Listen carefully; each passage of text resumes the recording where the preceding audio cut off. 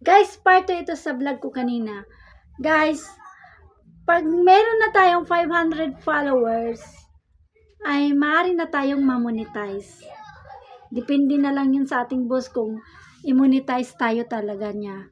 Kasi, dahil nakalagay sa bagong update na 500, pwede nang mamonetize. O, diba guys? Tapos, ang kagandahan pa dyan, guys, sa bagong update, ang bonuses ay ibabalik. Hindi lang, antayin lang natin guys kung kailan babalik, pero babalik talaga daw yun, ang bonuses. O, diba? O, diba? So, dagdag yan guys. Dagdag sa earnings natin yan pag ma-reach natin yun. O, diba? Pag makuha natin yung tools na yan, bonuses, ay makadagdag yun sa ating pag-earn ng money. Yun lang guys. Sana may natutunan at yung mga hindi pa naka-follow, follow me for more updates guys. Dahil nagsishare ako ng aking mga tips, mga idea, mga opinion at mga ano din, mga kalukuhan din. Patawa. Ayun lang guys. Magandang hapon.